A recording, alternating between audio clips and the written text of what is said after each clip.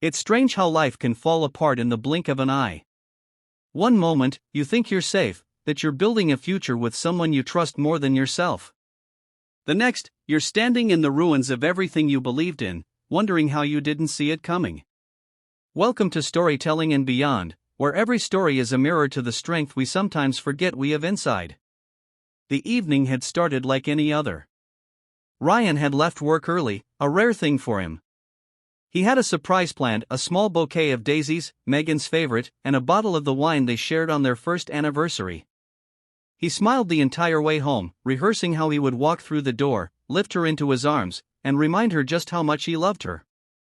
But life had a cruel way of making a mockery of even the purest intentions. As he parked the car and walked toward the house, Ryan noticed something strange. The living room lights were dimmed low, a soft golden glow spilling from the windows. A laugh, not Megan's, echoed faintly into the night air. It wasn't the kind of laugh you shared with a friend. It was something more intimate. Confused, heart beating faster, Ryan hurried up the porch steps. Keys in hand, he unlocked the door quietly, the familiar creak of the hinges somehow sounding louder tonight. And there they were. Megan. In the arms of a man Ryan had never seen before. The flowers fell from his hands first, landing soundlessly on the floor. Then the bottle of wine, shattering with a sharp, painful crack that seemed to echo inside his chest. For a moment, time itself froze. The only sound in the room was the harsh breathing of three people, one betrayed, two guilty.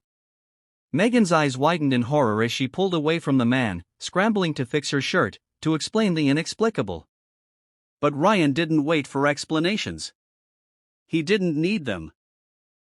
The truth was staring him in the face, undeniable and vicious. He took a slow step back, the shards of glass crunching beneath his shoes. No words. No anger. Just a deep, crushing sadness that robbed him even of the strength to speak. Megan called his name once, twice. But it sounded distant, hollow, meaningless. Ryan turned, walking out into the night, the door swinging uselessly behind him.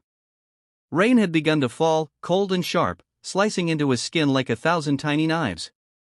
He didn't care. He welcomed the sting. At least it made him feel something other than the numbness clawing at his insides. He walked for what felt like hours, the city blurring around him into a smear of neon lights and wet streets. People passed by, wrapped in their own little worlds, oblivious to the man whose soul had just been ripped apart. At some point, he found himself sitting on a park bench, soaked through, staring blankly at the dark sky above. The bouquet of daisies still clutched limply in his hand, their petals now torn and wilted from the rain. How did it come to this? When did the love they shared die? Was it something he did? Or had he simply not been enough?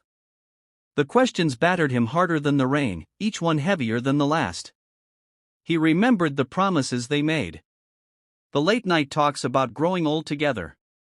The silly dreams they shared about traveling the world, raising children, building a life brick by brick. And now, all of it, shattered. Like the wine bottle on his living room floor. Ryan didn't know how long he sat there. Minutes, hours, it didn't matter. Time had lost its meaning. But somewhere deep inside, past the wreckage and the hurt, something stirred. A memory, a voice, his father's voice.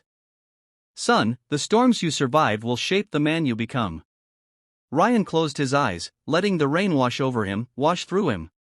He realized he was standing at a crossroads.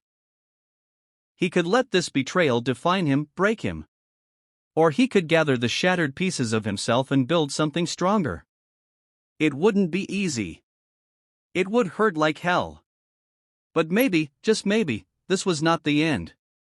Maybe, this was the painful, brutal beginning of something far greater than he had ever imagined. The next morning arrived not with hope, but with a dull, aching heaviness that seemed stitched into the very air. Ryan sat by the window of his small rented room, staring blankly at the world outside. The rain had slowed to a light drizzle, the sky hanging low and gray, as if it too bore the weight of broken promises. He hadn't slept. How could he? Every time he closed his eyes, the image of Megan's betrayal flashed like lightning behind his lids. The woman he had loved more than life itself had become a stranger overnight. And now, he had to figure out who he was without her. For a while, Ryan simply sat there, letting the numbness cocoon him. But after hours of drifting in and out of painful memories, something shifted. A flicker of anger, not at Megan, but at himself for allowing her actions to define his worth. He realized that he had spent so long being half of a whole, he had forgotten what it meant to be just himself. The first step wasn't grand or dramatic. It was simple. He stood up. His legs felt weak at first, but he moved with quiet determination toward the closet. Inside was a duffel bag, dusty, half-forgotten, packed long ago with dreams he had shelved in the name of being a responsible husband. Inside it were things he had loved once. A worn notebook filled with business ideas he never pursued. An old camera he used to take photos with before life got too busy. A hiking map of trails he and his best friend once promised to explore. One by one, Ryan laid them out on the bed. Each item was a piece of himself he had buried for the sake of someone else's happiness. He realized, painfully and clearly, that somewhere along the way, he had stopped living for himself. He had built his entire identity around being Megan's husband, and now that it was gone, he had no idea where to begin. But maybe, just maybe, the answer wasn't in rebuilding the old life. Maybe the answer was in creating something entirely new. With hands that still trembled slightly, Ryan picked up the notebook and opened it. The pages smelled faintly of old paper and forgotten dreams. At the top of the first page, he had once scribbled, "One day I'll start my own design firm. One day, I'll create something that's truly mine." He laughed quietly, not the laugh of a man healed, but of a man realizing just how far he'd wandered from who he used to be. The day stretched ahead of him, gray and uncertain. But for the first time since that terrible night, Ryan felt something stir in his chest. Possibility. It was terrifying. It was overwhelming. But it was his. He spent the afternoon drafting ideas in the notebook, not worrying about whether they were good enough or realistic. For now, it was about remembering that he had dreams, that he had a voice. That he mattered, with or without someone else to validate his existence. When the rain finally stopped that evening, Ryan grabbed his jacket and walked to the coffee shop 2 blocks down. It was small, tucked between a laundromat and a bookstore, the kind of place he and Megan had once loved before life got too complicated. Inside, the smell of fresh coffee and cinnamon wrapped around him like a much-needed hug. He ordered a drink and sat by the window, notebook open, heart cautiously open too.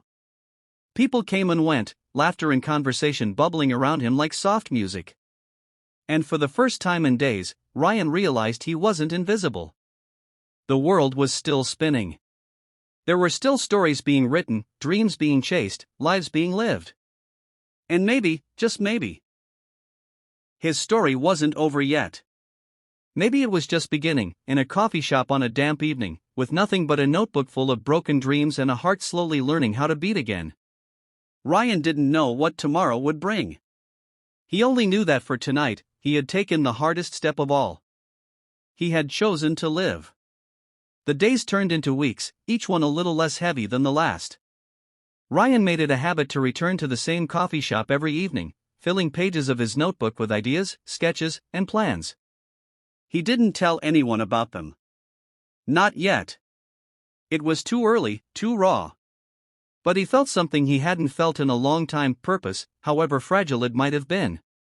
It was on one of these quiet evenings that she first noticed him. Sitting across the room, tucked into a corner with a laptop and a stack of papers, Emily had been coming to the same coffee shop for months, working late into the night on her freelance writing projects. She had watched Ryan from a distance, noticing the sadness that seemed to cling to him like an invisible cloak, the way he would stare out the window when he thought no one was looking, the way he wrote furiously, then sat back, lost in thought. On this particular night, as the rain tapped gently against the windows, Emily gathered her courage and walked over to his table. "Mind if I sit?" she asked, her voice soft, almost tentative. Ryan looked up, surprised. He hesitated for a moment, then nodded. They sat in companionable silence for a while, the background hum of the coffee shop wrapping around them like a blanket. It wasn't awkward. It wasn't forced. It was comfortable. Eventually, Emily spoke again. I don't mean to pry, she said, but whatever you're working on, it looks important. Ryan smiled for the first time in what felt like months. It's a dream, he said quietly. Something I forgot I had. Emily nodded, understanding more than he realized. I think sometimes the hardest thing is remembering that our dreams are still ours, she said. Even after everything. They talked for hours, about dreams, about failures, about starting over when everything inside you screams that you can't. Ryan didn't tell her about Megan. Not yet. But he didn't need to. Emily's presence was enough a reminder that not all endings were tragic, that some endings cleared the way for new beginnings. As the coffee shop closed for the night, Ryan packed up his notebook, feeling lighter somehow. Hope, small and flickering, had crept back into his chest. Standing outside in the misty night, Emily smiled at him, a real smile that reached her eyes. See you tomorrow, she asked. Ryan nodded, a genuine smile breaking across his face. Yeah, he said. See you tomorrow. And for the first time since that terrible night, Ryan realized he wasn't just surviving anymore. He was beginning to live. The next few weeks unfolded like the slow unfurling of spring after a long, bitter winter. Ryan and Emily found themselves drawn into an easy rhythm: coffee, conversation, and quietly working on their respective dreams side by side. There were no expectations, no rush, just the steady presence of someone who understood without needing every detail explained. Ryan's design ideas grew from scattered sketches into actual plans. He started researching small business grants, reading everything he could about launching a creative agency. For the first time in a long while, his dreams didn't feel like distant stars. They felt like something he could touch if he just kept moving forward. One evening, as they packed up their things after another long night of quiet work and laughter, Emily paused, watching him carefully. You know, she said, tucking a strand of hair behind her ear, you're not the same man I met a few weeks ago. Ryan chuckled, slinging his backpack over his shoulder. I'm not sure if that's good or bad. It's good, Emily said, her voice steady. You're starting to believe in yourself again. And that's the hardest part. Ryan looked down at the floor, feeling a lump rise in his throat. No one had ever said that to him. Not even Megan. Especially not Megan. Walking outside into the crisp night air, Ryan felt a new kind of strength settle in his chest. He wasn't fully healed, deep wounds take time, but he was no longer letting them define him. He had found something priceless in the ruins of his old life: resilience. The coffee shop's lights dimmed behind them as they strolled down the quiet street. The city hummed gently around them, alive but not overwhelming, like a steady heartbeat. I used to think, Ryan said, his voice soft, that if someone broke you, you stayed broken. Emily smiled up at him, her eyes kind and unwavering. And now? He thought about it for a moment, then smiled back. Now I know you heal. A little slower than you want, a little more painfully than you expect. But you heal. They walked in silence for a few moments, each lost in their thoughts. Ryan felt something warm and unfamiliar blossom inside him, hope, steady and real. When they finally reached the corner where they would part ways, Emily hesitated. You're going to make it, she said, almost like a promise. I believe in you, Ryan. He swallowed hard, nodding. Thank you, Emily. You have no idea how much that means. As she disappeared into the night, Ryan stood under the glow of the street lamp for a while longer, letting the moment sink in. He wasn't the man he had been the night his world shattered. He wasn't even the man he had been yesterday. He was someone new, someone braver, someone stronger. And tomorrow? Tomorrow was wide open, waiting for him to step into it. Thank you for watching this heart-touching journey of rediscovery and hope. If you found even a small piece of yourself in this story, don't forget to subscribe to Storytelling and Beyond for more emotional, inspiring tales that remind us all, no matter how broken we feel, there's always a way forward. See you in the next story.